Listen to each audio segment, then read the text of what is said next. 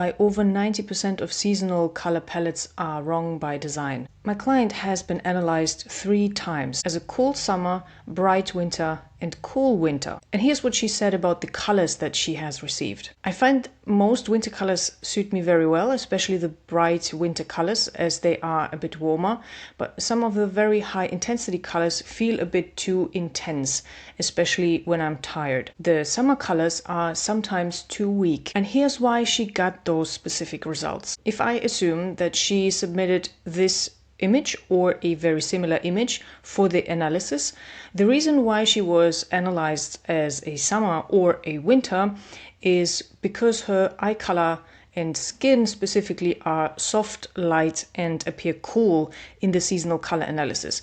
And this puts her in the summer category, while her hair is fairly dark and cool, though this is not her natural hair color. She has colored her hair in black.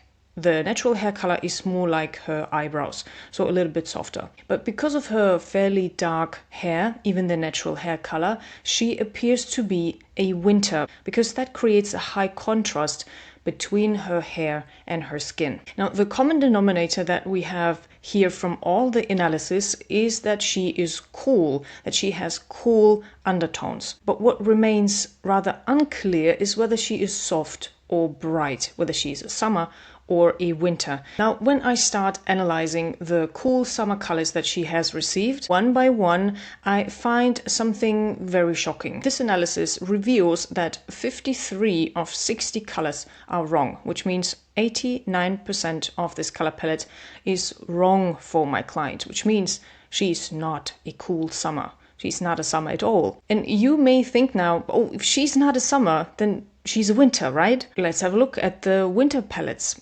Bright winter palette first. Now, these colors are fairly similar to the summer palettes, except the chroma and the depth is now increased. And as you can see in the results, 57 of 60 colors are wrong for her. This means 95% of this color palette is wrong for her. The red crosses symbolize a color that is wrong in hue. The white ones symbolize a color that is right in hue but is wrong in chroma or in depth or both. And this is quite a devastating result. And when we look at the cool winter palette, you may assume now this must be the right one for her then. And the colors again are very similar, and the result is almost as devastating as the other two. 53 of 60 colors are wrong here again. 89% of these colors are wrong for her.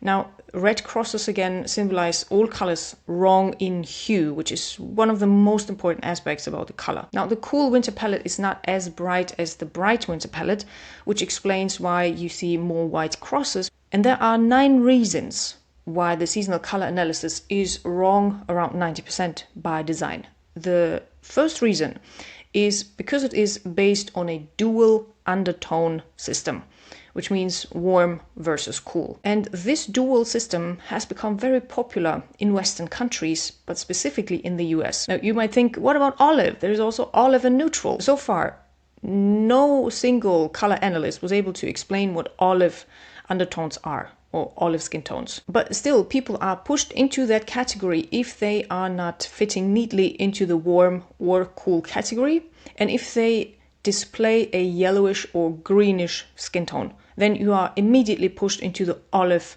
skin tone family, so to speak. Not realizing that the olive skin tone spectrum is fairly wide. And if you put all of these women into one category and you recommend the same color palette to all of them, I'm not surprised why the majority of women are so dissatisfied with their color palettes.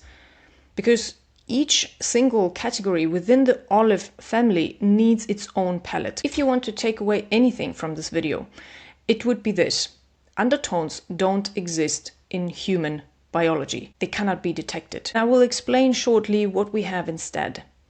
Now, the second reason why the seasonal color analysis is wrong around 90% is that the seasons are connected to undertones and chroma. Means warm and soft results in an autumn palette, and cool and bright results in a winter palette, which leads to massive generalizations and putting people into boxes even if they don't fit neatly into either one.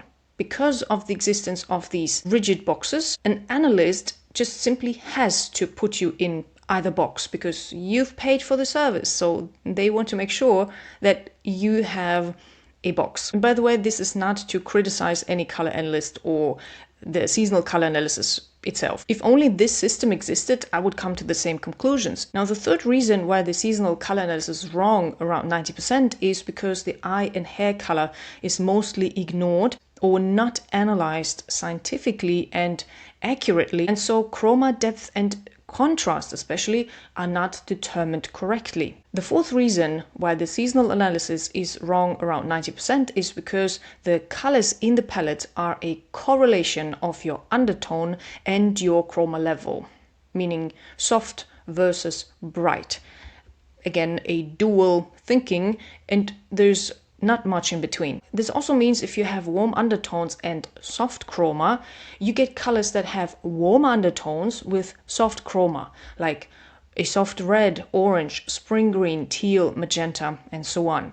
While when you have cool undertones and bright chroma, you get colors that have cool undertones and are mostly bright, like emerald green, indigo blue, purple, pinks, magentas, and so on. But there are no standards or a scientific foundation to support this analogy of your chroma demanding the same chroma colors or undertones. This is one of the major misconceptions or mistakes of the seasonal color analysis. What I have found out about human color harmony is somewhat counterintuitive, especially if the goal is radiance and health. The fifth reason why the seasonal analysis is wrong around 90% is because color analysts rely on their eyes only. But visual observation is always subjective, no matter how good the training is. This, among other reasons, explains why you get different results every time, just like my client. One time she was a summer, next time she's a bright winter, other time she's a cool winter. Because the seasonal color analysis number one goal is beauty, and beauty is subjective. The next reason why the seasonal analysis is wrong 90% is because different ethnicities are not considered in the seasonal color analysis. It was developed for Caucasian people, and even the term Caucasian is totally wrong when we think about human color analysis. Now, the seasonal system itself is an adaptation of the European reality of seasons that other regions in the world don't even experience. So the system container itself is exclusive or racist, however you want to call it. The seventh reason why the seasonal analysis is wrong over 90% is because it usually has around 300 color swatches for all seasons. Some more advanced professionals have around 2,000, while fashion stores have around 10 to 20,000 unique colors. And there are 5 reasons why there are so many colors in stores. The first one is brands rename and slightly adjust colors every season. The second one is fabrics affect how colors appear. Whether you are wearing the color rosewood on a silk skirt or on a cotton skirt will change the color slightly. Number 3, lighting, photography, and screen calibration distort the original shade. Number 4, there is no global standard for color naming or consistency. Number 5, AI-based design tools and trend forecasting encourage endless micro variations of colors. And the truth is, we would not need so many colors in stores if there was a standard based on actual human color types. My calculations estimate that we would only need around 5,000 to 8,000 maximum. And the last reason why the seasonal analysis is wrong over 90% is because it is used to fuel consumerism and revenue, which required a rigid system to box you in. While the seasonal analysis began with good intentions, I'm pretty sure, it was quickly commercialized. Carol Jackson's book sold millions of copies, and the method was simplified into digestible categories that were easy to mass market. Now, I absolutely celebrate her success and influence and will always support other women on their journey to prosperity. But aside from that, there is one big problem. The simplified, rigid system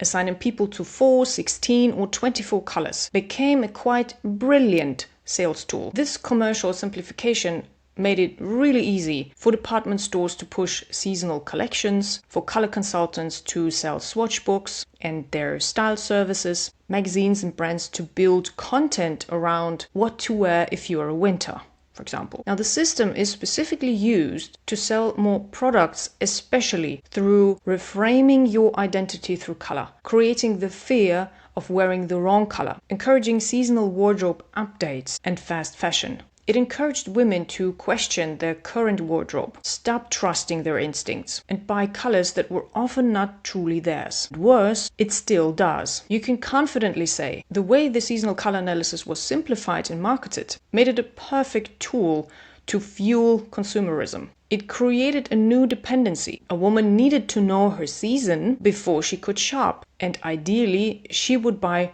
all the matching colors. And I hear you. You might be thinking, aren't you selling your color palettes too? So you're fueling the same market. Or if you've peeked on my website, you might be thinking, your color palettes are even more expensive than the seasonal color analysis. So why are you attacking something that everyone can afford? If you think seasonal color analysis is for free because you can get proper results from ChatGPT, I'm really sorry to burst your bubble. Nothing is truly free. And if you value money above everything else you've already lost in life, you are always paying with the most valuable asset you have in life, which is your time. Money replenishes.